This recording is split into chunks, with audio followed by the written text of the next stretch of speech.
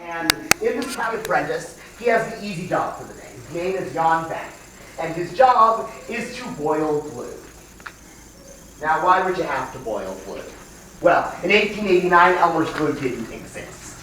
But I mentioned Elmer's glue because, of course, that little happy smiling cow on the Elmer's glue bottle in 1889 would really not be quite so happy and smiling. Rather, it would be part of the glue. Now, glue is made of animal fat, and you would get solid blocks of animal fat, big brick-sized blocks. Put a few of those in a pot and melt them back to liquid, and of course, you want to do it the most dangerous way possible, so they're doing that over an open fire. Jan is sitting all day next to a hot fire, watching glue bubble, making sure it doesn't overflow the pot. And it's about 3 in the afternoon. It's a warm day. We were actually in a drought at the time. It hadn't rained in 6 days here in Seattle. Yes, that is a joke. Thank you. Jan got too hot. He needed to have a break, so he gave himself a break. He turned around, walked away, and while his back was turned, the glue bubbled out of the pot onto the fire, and it became a great, big, flaming ball of grease fire. Unfortunately, Jan didn't know the number 1 tool of grease fire anyway. So what on it? Exactly, thank you. Welcome to my city, stay as long as you want. Well, Jan didn't know this, so he forgot it in the heat of the moment, and he grabbed a large bucket of water, tossed it on the great big flaming ball of grease fire. It splits into lots of little tiny flaming balls of grease fire, and lights everything in the shop on fire. All the cabinets catch on fire, all of the sawdust on the floor catches on fire, and of course, all of the rags soaking in turpentine catch on fire. The only thing that doesn't catch on fire are the POs of whiskey that had been delivered to the warehouse down the street earlier that morning. I do like to take a moment on all of my tours to mourn the departed spirits. Good. Yesterday's group didn't get that one. Okay, so let's review. Fire is now armed and drunk. It is spreading quickly through downtown. And about this point, the fire department shows up. They pull up, they grab a hose off the truck, plug it in, point it at the fire. It's wooden buildings on fire now, so it starts to put the fire out. They grab a second hose off the truck. They grab a third hose off the truck. And when they plug in the third hose, something really weird happens. All of the water pressure disappears. Anybody want to guess what we built our water pipes out of? Yup. Our water pipes were trees with holes drilled through them. Very likely, one of those had burnt through. It was spilling out into the street, making the oatmeal soupier and failing to fight the fire. But pioneers don't panic, they adapt. And so, these pioneer firefighters think, hey, Elliott Bay is right behind us. We can pump water from the bay. So,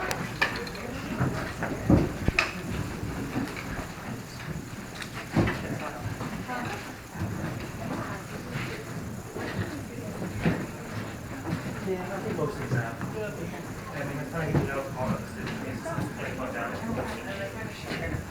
I handle my It comes in just it's very good.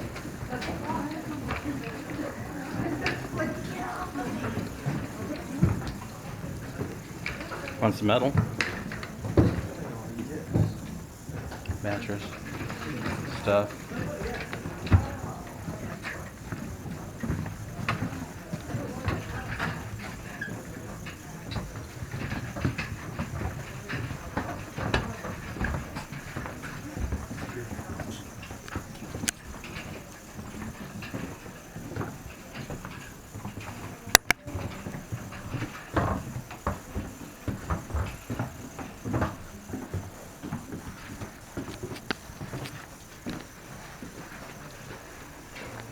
No.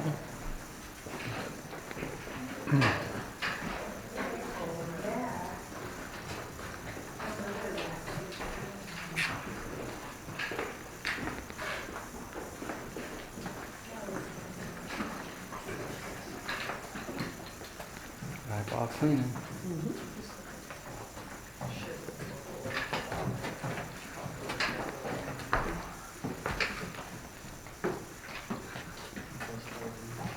Watch your step.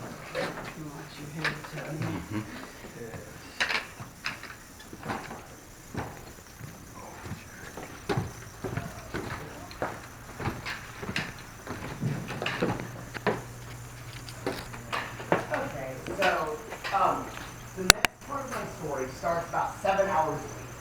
10 in the morning after the fire, and everybody in town gathers up on the hill at one of the mansions up there, and they have a town meeting to talk about how they want it to go. And beginning of the meeting, they get some basic things out of the way, like no more wooden buildings. We should build everything out of brick, stone, or metal, something like that. And maybe we should put in seawalls so that all of our streets stop flooding every day. And then they get to the part of the meeting where they're talking about the master plan, kind of the big picture, how we can actually build a city, put it together, and make it function better than the last time we built it. City planners stand up and point to an idea they've already been thinking about, which is to knock down the streets. We already have pretty new buildings there. What we didn't have at that moment was any more money. We ran out of money to put in new sidewalks. And so for nearly 5 years here in Pioneer Square, we lived with buildings, streets,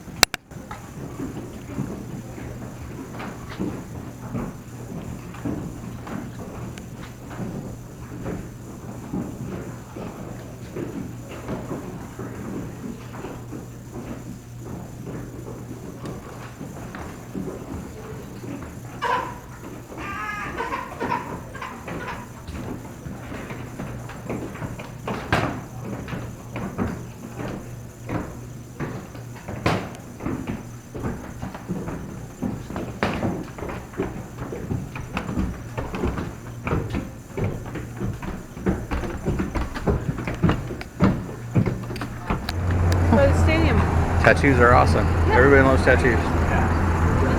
Yep, cool. Cool. All right, you got it? Everybody happy? I'm over 5'10", so I have to watch my head. Watch your brain pan. Yeah, exactly.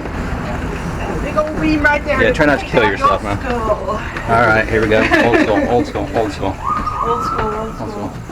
right, yep, got it. I got it. I'm actually using handrails. It's all good. It is all good. I think the tour guide's going to want to go ahead of me. Yep. Because we have locked things.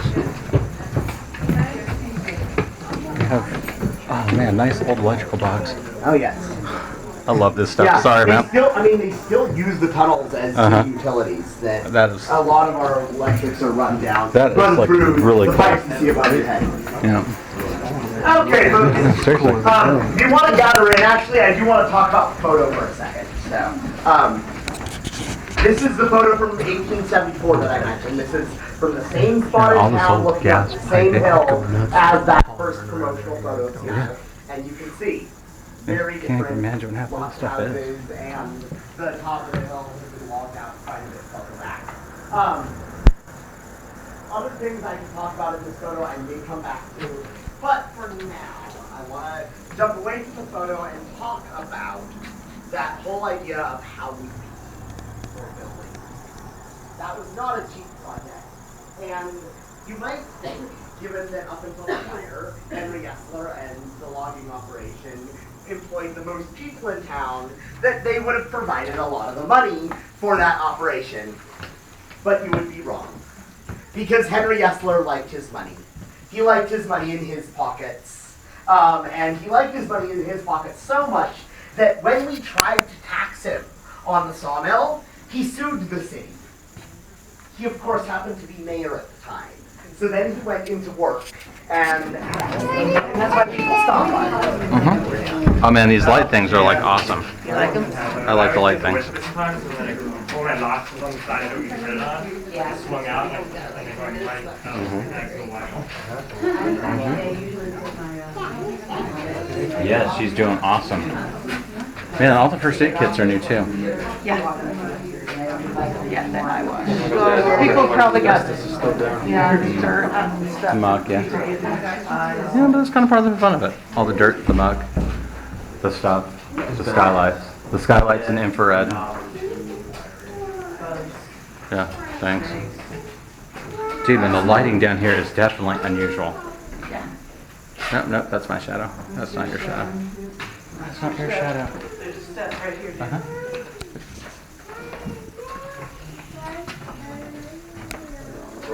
Teller's cage. A little bit of algae, Algae's good. a little bit of moss. Moss is really good. Oh, moss shows up funky. Yeah. Alright. The teller cage, loose boards, watch your step thing. Old vault. Yep. Old vault door. Mm-hmm. Yay. Mm-hmm. Show me the money. Yeah. See, I don't know how she feels about showing me the money. I don't know how she feels about shopping. She likes to go shopping. Anything, nope. Nothing back there? Nope. I like the washboard though. That's pretty hot. Yeah. Oh, yeah. Watch your step. That's interesting.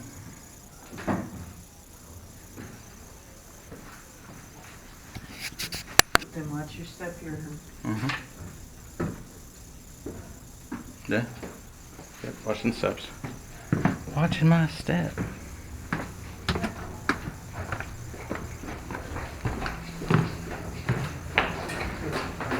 Are we dragging it too fast? Are we dragging our butt too much? Okay. Going into the last section, huh? Is this the last section? Okay. The last section of the tour. That was just to reflect, like, it's all class, it was all just that formula. That was one step program. Yeah. Just fall, call it good, man. Fall, break your leg, call it a That's it. happy day. Well, but how can you guarantee that it's just a fall? Yeah, that's true. That's the Insurance. question. Like, Yeah. The insurance companies must have had a blast back then. okay. So, Remembering this? Yeah. okay. So now that I've locked the door behind us, your exit strategy is going to be through our gift shop. What kind of tourist organization would we be without them? Well, we have actually combined our gift shop with our museum to ease your transition from history back into modern day. We have a bunch of artifacts and newspaper articles and photos. You can look around, learn some more about our history. You don't have to buy anything. If you want to buy something, we do have the book, Sons of the Prophets, has all the stories from the tour, or we have 3 other live tours. They're all happening on the weekend. You're at the right time to get them. Okay.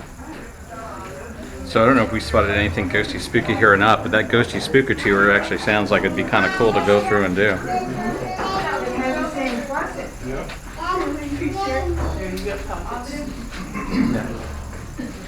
Yes, I do. Oh, that's one of the two. That's one of the pipes. Yeah. Yeah, that's one of the original pipes. Yeah. In the glass. Bathtub. Bathtub.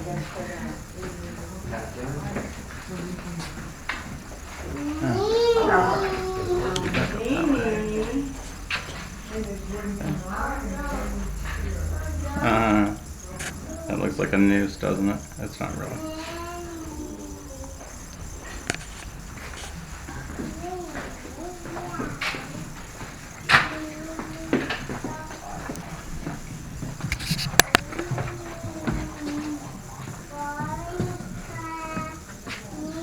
Yeah. Yeah, there's some stairs back in there. That's kind of cool. Big gigantic tanks of stuff. More metal. Oh yeah. Yeah, I'm good. I'm good. I'm good. I got it.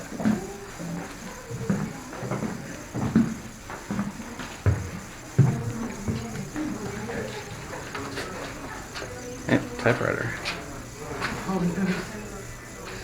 Yep, and through the gift shop, guys.